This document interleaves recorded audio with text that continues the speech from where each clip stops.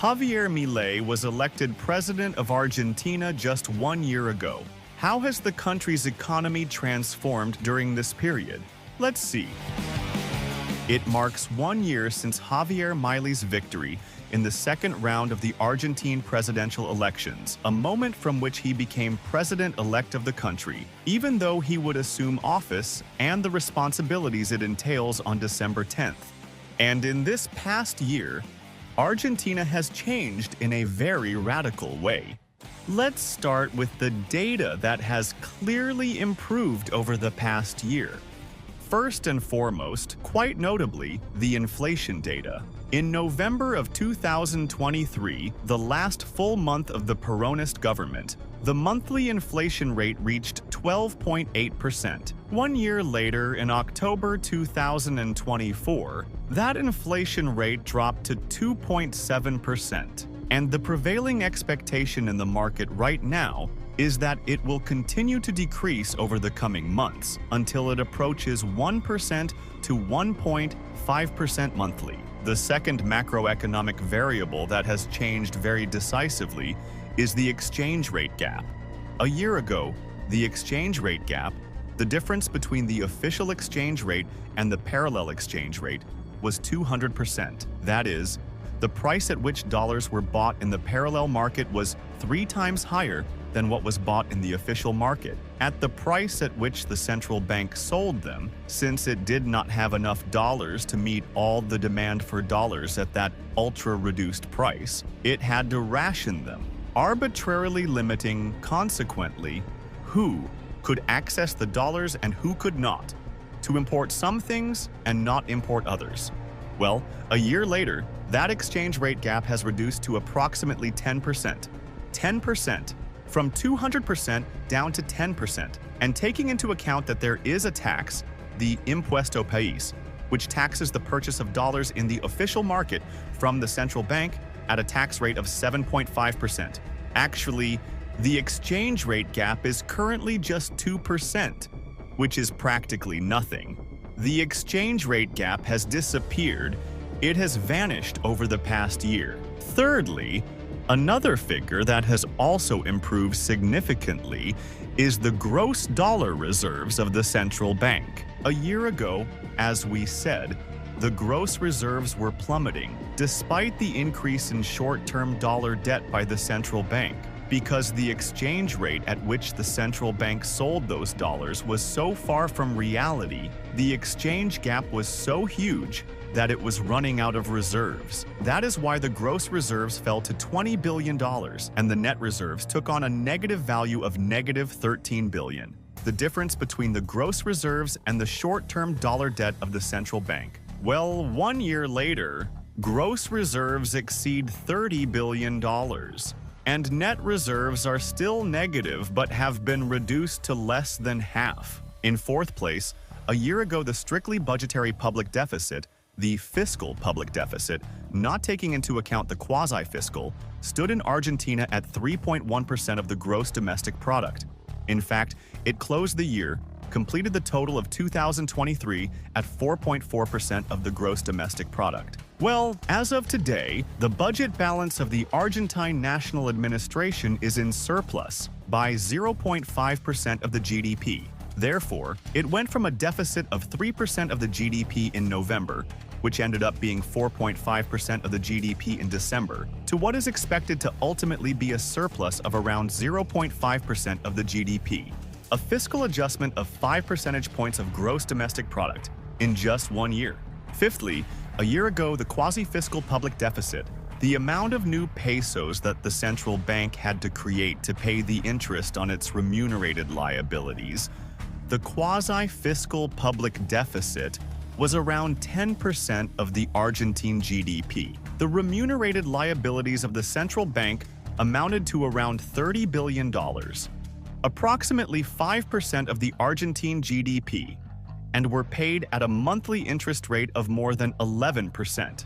Over the course of a year, this meant paying interest on that sum of around $60 billion, which is approximately 10% of Argentina's GDP. Well, currently, 1 year later, Not only have the interest rates of the Central Bank of the Argentine Republic been reduced from 11% to 3%, without causing a flight from the peso, and therefore a depreciation of the peso. On the contrary, the peso is appreciating. Not only that, but all remunerated liabilities of the central bank have been transferred to the Treasury, in such a way that the old quasi-fiscal deficit of the central bank is now borne by the Treasury. And with the Treasury assuming it, we can say that this quasi-fiscal public deficit has been reduced to approximately 2% of the GDP. Therefore, here we are also talking about an adjustment of 8 percentage points of the GDP in the quasi-fiscal deficit, almost 5 points of adjustment in the strictly fiscal deficit, and 8 points in the quasi-fiscal deficit. We are talking about an adjustment throughout the year to enhance the solvency of the Argentine public administrations by around 13 points of gross domestic product. And because of this, in 6th place, Argentina's risk premium, the Riesgo País, has plummeted in the past year. A year ago, Argentina's country risk exceeded 2,700 basis points. Currently, it has fallen below 750 basis points. That is, a reduction of 2,000 basis points. 20 percentage points in interest rates that the Argentine state saves on its debt as a result of having improved through the reduction of the fiscal deficit and the quasi-fiscal deficit. The solvency of the Argentine state.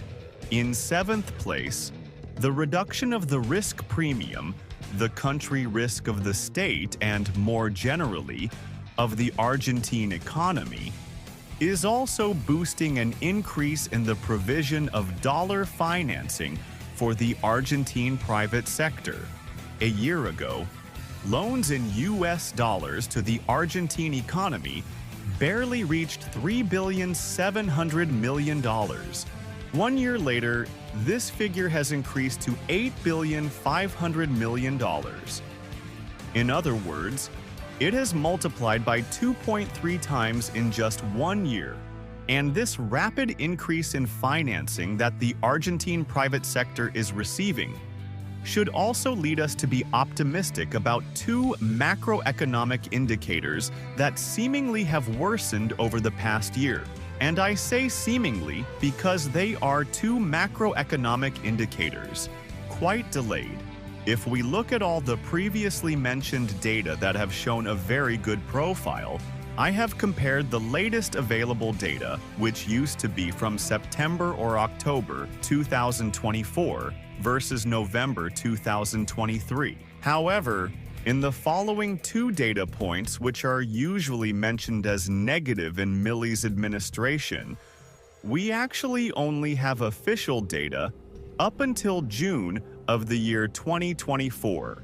Therefore, we are disregarding the 4 months that have passed since then. And to which 2 negative data points am I referring?